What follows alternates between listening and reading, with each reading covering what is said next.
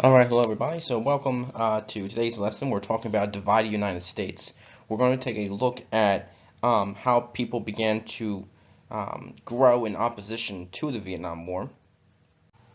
So our objective and standards to understand the growth in opposition to the Vietnam War and to analyze ways people voice their opinions about the Vietnam War.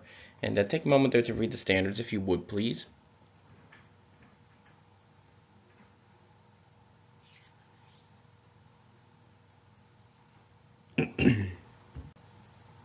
So our desired result, how did people in the U.S. express their opinions about the Vietnam War?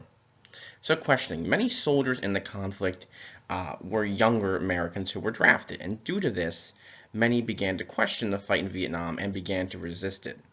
Now, some tried to find ways to avoid the draft, such as getting doctors who would declare them unfit for service or changing addresses for a draft board that might be more flexible about sending people to Vietnam. The most common way to avoid the draft was by enrolling in a university or college as an education deferment. Anyone who was in college or working through school would not be drafted and sent over to Vietnam. So many younger people, 18, 19 years old, decided to try to go to college. As a result of this, many lower class Americans and minorities who could not afford to go to college were sent to fight in Vietnam since they didn't have the wealth that others might have had. Now, African Americans typically served as soldiers in Vietnam more frequently, but the Department of Defense finally took steps to make the draft more equal in 1969. Dr. Martin Luther King Jr. also spoke out against the unequal representation of African American soldiers compared to others for the conflict, but sometimes racial tension erupted, but ethnicity still fought side by side in the war.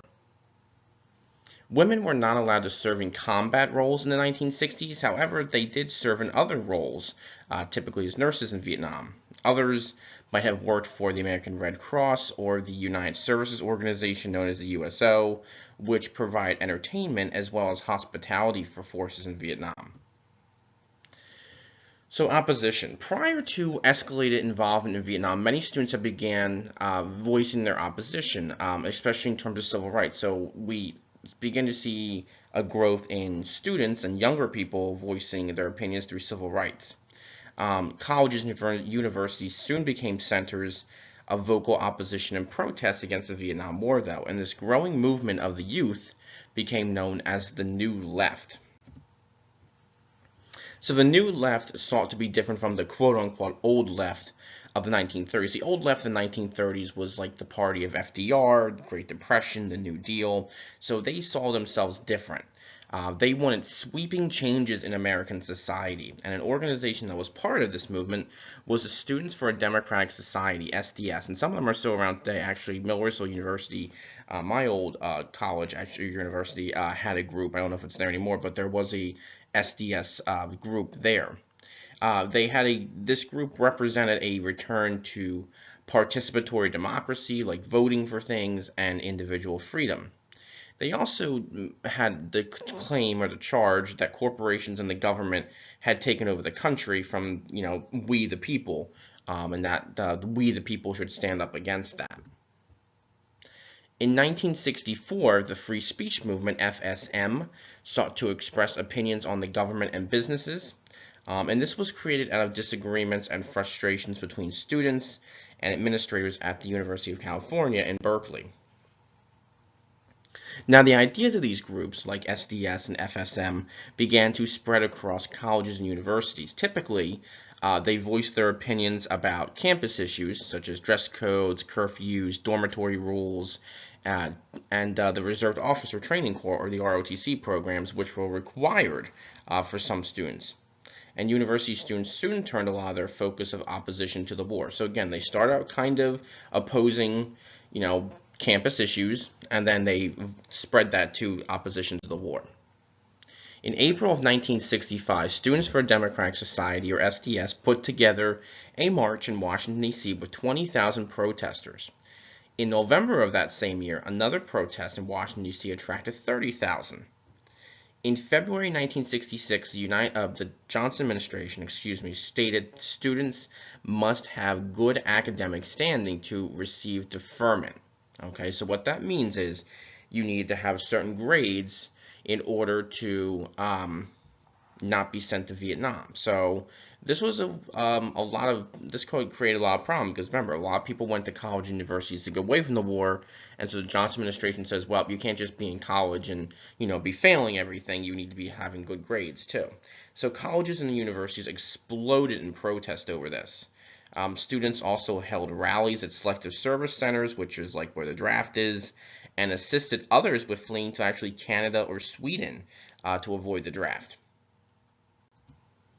So reasoning. Many youth opposed the war for different reasons. Those who opposed the war thought it was a conflict between Vietnam and that the U.S. had no business becoming involved in it. They said, hey, it's between North and South Vietnam. It's not our issue. It's not our problem. Why are we over there? Others saw Vietnam's government as just as controlling as North Vietnam's communist system. So some people said South Vietnam's government is just as corrupt and doing the wrong things.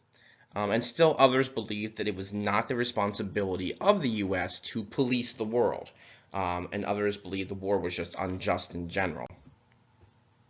So anti-war spread. The movement against the Vietnam War also began to spread to other groups. Veterans returning home from the war began to protest as well, talking a lot about their experiences, what they had seen, how things were going in the war that maybe people didn't know about. So a lot of veterans of the war actually began protesting it as well. We also see a lot of singers begin to write songs in opposition to the war, but there were some singers and people that continued to express their support for the fight in song as well.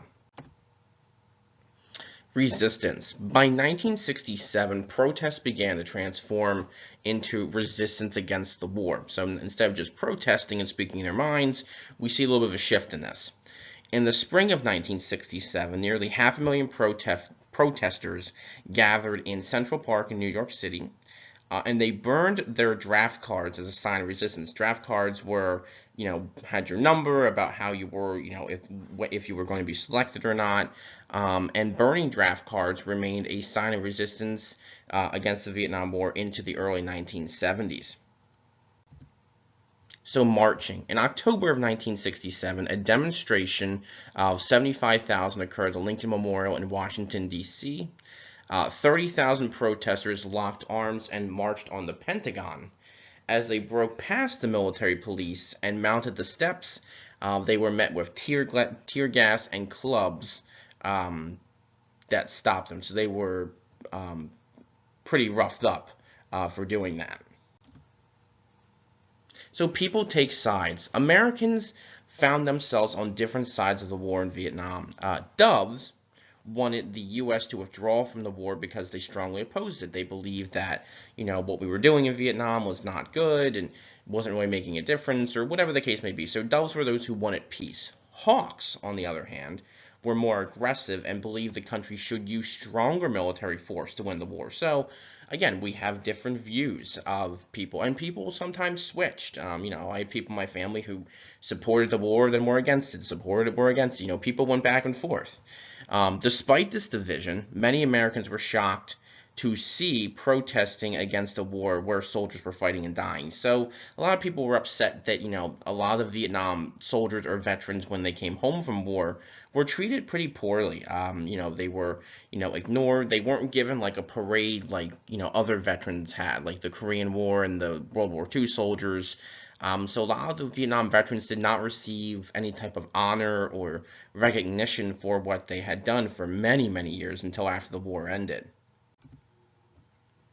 Now, President Johnson is going to ignore the request from both sides of the public. He's not going to take a more aggressive approach. He's not going to withdraw United States troops. He did decide to continue his policy of what he considered slow escalation, okay? By the end of 1967, however, though, continued struggles and stalemate in Vietnam had President Johnson and his administration facing a lot of trouble, and we'll take a look at that as we go into 1968, which is a very interesting year, one of the most turmoil-filled and some of the biggest changes and historical events in one year that our country has ever seen. And you'll learn about that later.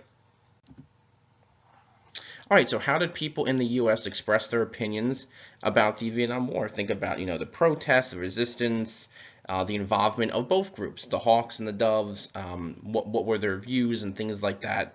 And that'll help you answer your question. Have a great rest of your day or night, guys. Talk to you soon.